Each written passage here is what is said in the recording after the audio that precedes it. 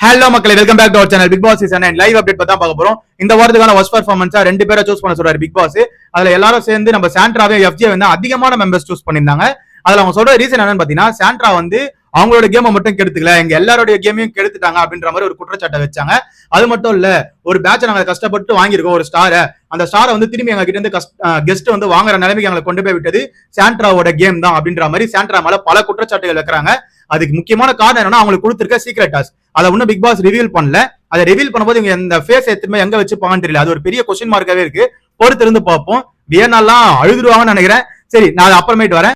அடுத்தது நம்ம எஃப்ஜே சொல்ற ரீசன் என்னன்னு பாத்தீங்கன்னா, அவர் வந்து கெஸ்ட் முன்னாடி அப்பியரன்ஸாவே இல்ல, எப்ப பார்த்தாலும் போய் தூங்கிட்டே இருக்காரு அப்படின்ற மாதிரி ஒரு குற்றச்சாட்டை யாரு வைக்கிறது? திவாகர் வைக்கிறாரு. இந்த வீட்டுல அவர் எங்கேயுமே பார்க்க முடியல, அவர் வந்து தூங்கிட்டே தான் இருக்காரா அப்படின்னு சொல்லிட்டு திவாகர் அவங்க சொல்றாரு, யாயா நீயே தூங்கிந்தாயா இந்த ஒரு ஸ்டாச்சுவோன்னு உட்கார வச்சா தூங்கி தூங்கி வெளியிற விஜய் போல கத்துன்னு கச்சிட்டு அப்ப உடனே தூங்கிட்டே தான் இருந்த அப்படின்ற மாதிரி தான் இருக்கு. அதை யார் சொல்றதுன்னு ஒரு இருக்கணும்ல. அது கூட சரி, ஓகே, ஏதோ ஒண்ணு. திவாகர் வந்து நம்ம எஃப்ஜே சொன்னப்பல நிறைய பேர் வந்து எஃப்ஜே அப்படிதான் சொன்னாங்க. அதாவது இந்த வீட்டுல பெருசா பார்க்க முடியல அப்படின்னு சொல்ற மாதிரி எஃப்ஜே சொல்லிட்டாங்க. முக்கியமா இங்க எனக்கு ஒரு கேள்வி என்னன்னா, அரோரான்ற ஒரு கேரக்டர் இந்த வீட்டுல இருக்கு, அதை யாராவது பாத்தீங்களா? அதை யாராவது வந்து சொல்றீங்களா? அது எனக்கு புரியவே இல்லை. எஃப்ஜே சாண்ட்ரா இந்த வீட்டுல ஏதோ ஒரு, அதாவது ஏதோ ஒரு பிரச்சனை வெடியுது, அதெல்லாம் ஒரு பண்றாங்க, அந்த இடத்துல அவங்க இருக்காங்க. அரோரான்ற கேரக்டர் இந்த வீட்டுல எங்கேயுமே பார்க்கவே முடியல. அதையா யாருமே வந்து ஃபர்ஸ்ட் பெர்ஃபார்மன்ஸா சூஸ் பண்ணலன்றதா என்னோட கேள்வி மக்களே. ஓகேவா? நெக்ஸ்ட் வந்து எஃப்ஜேவையும் சாண்ட்ராவையும் ஜெயில அடிக்க சொல்லி பிக் பாஸ் கிட்ட இருந்து அனௌன்ஸ்மெண்ட் வருது.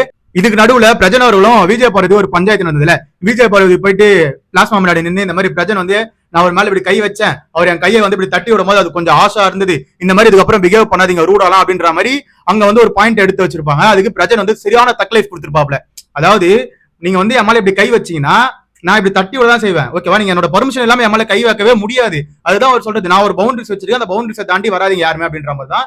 நான் வந்து எங்க அக்காவாவோ தங்கச்சியாவோ யாருக்கூடயோ பழக விரும்பல அப்படின்ற மாதிரி எனக்கு ஆல்ரெடி வெளியே இருக்காங்க அப்படின்ற மாதிரி கையெழுத்து கொண்டு சொல்லிட்டு போயிட்டாப்ல. ஆனா அந்த விஜய் பார்வதியா அதை வந்து ட்ரிகர் பண்ணிட்டே இருக்காங்க. யாரு? நம்ம வியன்னா அவர்கள். வியன்னா போயிட்டு விஜய் பார்வதியை சரியான ட்ரிகர் பண்றாங்க. என்னக்கா நீங்க இந்த மாதிரி ஒரு சொன்ன உடனே நீங்க அதெல்லாம் ஒரு கேள்வி கேட்பீங்கன்னு நினைச்சேன், நீங்க எதுவுமே கேட்காம வந்துட்டீங்க, அவர் பாருங்க இப்படிலாம் பேசுறது உங்களுக்கு ரொம்ப தப்பு இல்ல அப்படின்ற மாதிரி விஜய் பார்வதி ஏத்தி ஏத்தி விட்டுறாங்க. ஆனா விஜய் பார்வதி நல்லாவே தெரியும் இந்த இடத்துல நம்ம போய் பேசணும் அப்படியே நம்மளுக்கு ரிவர்ஸ் ஆயிடும் சொல்லிட்டு விஜய் பார்வதி சைலண்டாவே உட்காந்து பார்க்க முடிஞ்சுது. அப்ப சுபிக்ஷா பாவம் ஆடு தன்னால வந்து தலையை கொடுக்குற மாதிரி சுபிக்ஷாவும் உள்ள வந்து, ஆமாங்கா அவர் சொல்லும் போது ஒரு வார்த்தை சொன்னாரு பாத்தீங்களா, எல்லா கண்டஸ்டன்ட்டும் இதை வச்சு ஒரு மாதிரி கேம் ஆடுவீங்க எனக்கு தெரியும், அதனால வந்து எல்லா வீட்டுல வந்து ஒரு பவுண்டரிஸ் வச்சிருக்கேன் அப்படின்னு சொன்ன உடனே வியன் அதை புடிச்சுக்கினாங்க. ஆமா நீ சொல்ற பாயிண்ட் கரெக்ட் தான். அப்படி அவங்க எப்படி வந்து எல்லா கண்டஸ்டன்ட் எல்லா ஃபீமேல் கண்டஸ்டன்ட் சொல்ற மாதிரி தானே இருக்கு அப்படின்ற மாதிரி ஒரு உமன் கார்டை கையில் எடுக்கிறாங்க. விஜய் பார்வதி பிரஜன் கிட்ட போய் பேச மாட்டேன் இல்ல, இங்க உட்காந்துட்டு அவர் என்ன வேணாலும் பேசுவாரு, அதுக்கெல்லாம் நம்ம இது பண்ணிட்டு இருக்க முடியுமா அப்படின்ற மாதிரி கெத்தாடுறேன்.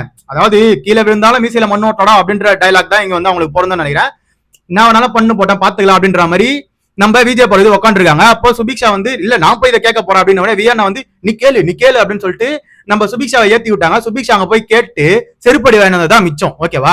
சுபிக்ஷா போயிட்டு நம்ம பிரஜன் அவர்கிட்டையும் சாண்ட்ரா கிட்டையும் கேக்குறாங்க. அப்போ சாண்ட்ரா என்ன சொல்றாங்கன்னா, அந்த பொண்ணு முதல்ல என் முன்னாடியே வந்து என் ஹஸ்பண்ட் வந்து சைட் அடிக்கிறேன் அப்படின்னு சொன்னா, அப்பயே நான் வந்து உன்னை செருப்பால் அடிப்பேன் இந்த மாதிரிலாம் பேசுறேன் அப்படின்ற மாதிரி நான் சொல்லி அமிச்சிட்டேன், அதுக்கப்புறம் நான் கூப்பிட்டு தனியா வான் பண்ணி அமிச்சிட்டேன் அப்படின்ற மாதிரி சாண்ட்ரா சொன்ன உடனே அதுக்கு என்ன பதில் சொல்றதுனே தெரியாம நம்ம சுபிக்ஷா மூச்சுட்டு இருக்கிறத பார்க்க முடிஞ்சது. பட் இருந்தாலும் அவங்க கேக்குறாங்க, அதாவது இல்லக்கா இருந்தாலும் வந்து அந்த சபையில வந்து அப்படிலாம் பேசும்போது எல்லாரும் பத்தி என்ன பேசுற மாதிரி இருந்தது அப்படின்ற மாதிரி அவங்க சொன்ன உடனே, இல்லம்மா இவங்க வந்து அண்ணா அண்ணான்னு கூப்பிடுறாங்க இவரை, ஆனா அண்ணனை யாராவது ஒருத்தர் சைட் அடிப்பாங்களா அப்படின்னு கேட்ட கேள்விக்கு சுபிக்ஷா கிட்ட பதிலே இல்ல.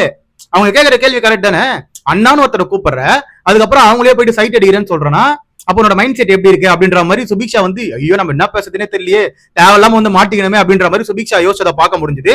இதுக்கு தெளிவான கிளாரிபிகேஷன் நம்ம பிரஜன் அவர்கள் கொடுத்துட்டாரு மக்களே. அதாவது நம்மளுக்குன்னு ஒரு பவுண்டரிஸ் வச்சுக்கிறதுல யாரா இருந்தாலும் சரி, நம்மளுக்கு ஒரு பவுண்டரிஸ் வச்சுனா அந்த பவுண்டரிஸை யாரும் மீறி வரக்கூடாது. அவர் வந்து வெளியே வந்து கேம் ஷோவை பார்த்துட்டு தான் உள்ள வந்திருக்காப்ல. நீங்க கமருதீன் மேல எவ்வளவு பெரிய அலிகேஷன் வச்சீங்கன்றத எல்லாரும் பார்த்தாங்க. ஓகேவா? அவ்வளவு பெரிய புகாரை தூக்கி நம்ம கமருதீன் மேல வச்சீங்க. அவன் எதுவுமே பண்ணாத போதே அவன் மேல வந்து இவன் வந்து பண்றதெல்லாம் சரியில்லை, அவன் தொடர்றதெல்லாம் சரியில்லை அப்படின்ற மாதிரி ஒரு குற்றச்சாட்டை வச்சு உமன் கார்டை கையில எடுக்க அப்பயே நீங்க பிளான் போட்டவங்க தான் நீங்க விஜய் பார்வதி. இப்போ நீங்க வந்து அதை பிரஜன் கிட்ட பண்றீங்க அப்படின்னு சொல்லிட்டு அவருக்கு தோணுது. அதனால அவரு வந்து ஒரு பவுண்டரி செட் பண்ணிக்கிறாரு, நீ நம்மளால கை வைக்க கூடாது அப்படின்ற மாதிரி. ஓகேவா? ஏன்னா நாளைக்கு நீங்க எப்படி வேணாலும் திருப்பி விடுங்க. இந்த இடத்துல நீங்க வந்து பேசுறீங்களா, இப்போ சபையில வந்து பேசிருக்கீங்க, நாளைக்கு இதை வேற இடத்துல அட்ரஸ் பண்ணுங்க, அப்ப வந்து இவர் மேல தானே தப்பா போவோம். அதனாலதான் பிரஜன் வந்து இங்கே தெளிவா அதை வந்து முடிச்சிட்டாரு. ஆனா பிரஜனை பத்தி நீங்க இன்னொரு விஷயம் கேட்டீங்கன்னா அது கரெக்டா இருக்கும். அதாவது என் ஒய்ஃபுக்கு அதெல்லாம் ஒன்னா வந்து கேட்க வருவேன் அப்படின்னு சொன்னாரு. அது மட்டும் இல்ல, இந்த மாதிரி உள்ள போட்டு ஒருத்தர் லாக் பண்ணி இதெல்லாம் யாருமே உரிமையே கிடையாது, இந்த மாதிரி எல்லாம் பண்ணினா என் பொண்டாட்டியாக நான் வருவேன் அப்படின்னு சொன்னாரு பாத்தீங்களா, அதெல்லாம் நீங்க கேட்டிருந்தீங்கன்னா அது கரெக்ட். ஓகேவா? ஏன்னா அந்த நீங்க வந்து தனித்தனியா தான் வந்திருக்கீங்க, 2 பேரும் வந்து ஈக்குவலான கண்டஸ்டன்ட் கிடையாது. அதாவது நீங்க வேற அவங்க வேற. ஓகேவா? 2 பேரும் வெளியே வேணா ஹஸ்பண்ட் அண்ட் ஒய்ஃபா இருக்கலாம், பட் உள்ள வந்தீங்கன்னா நீங்க தனி கண்டஸ்டன்ட், அவங்க தனி கண்டஸ்டன்ட். இதை பத்தி நீங்க கேட்டிருந்தீங்கன்னா அங்க வந்து கொஞ்சமாவது இன்ட்ரெஸ்டிங்கா இருந்திருக்கும். நீங்க தேவையே இல்லாத ஒரு டாபிக் எடுத்துட்டு போயிட்டு அதுவும் வியன்னா ஏத்தி விடுறா. வியன்னா சரியான பாய்சன் பா. ஐயோ, வியன்னா வந்து ரியல் ஃபேஸ் இப்பதான் வெளியே வந்துட்டே இருக்கு. எஃப்ஜே கூட ஒரு விஷயம் சொல்லிருப்பாப்ல. வியன்னா வந்து கிச்சன் டீம்ல இருக்கும்போது அவங்க வந்து சும்மா டெக்கரேஷன் மட்டும் தான் பண்ணி கொடுத்தாங்க. மத்த வேலையும் பார்த்தது சாண்ட்ராக்கா. சாண்ட்ராக்காவோட உழைப்ப ஃபுல்லா அவங்க போட்டு ஒரு வேலையை பார்த்து கொடுப்பாங்க. இவங்க எடுத்துட்டு போய் சாப்பாடு மட்டும் கொடுத்து கிரெடிட்டை வந்து திருடிக்கிறாங்க. அது மட்டும் இல்ல, கேமரா இருக்கும்போது தான் வந்து கேமரா எதனா இவங்க பக்கம் பாக்குது அப்படின்னா மட்டும்தான் இவங்க வந்து அந்த கியூட் ரியாக்ஷன் எல்லாம் போறாங்க. மத்த டைம்ல எல்லாம் வந்து நார்மலா பேசுறாங்க.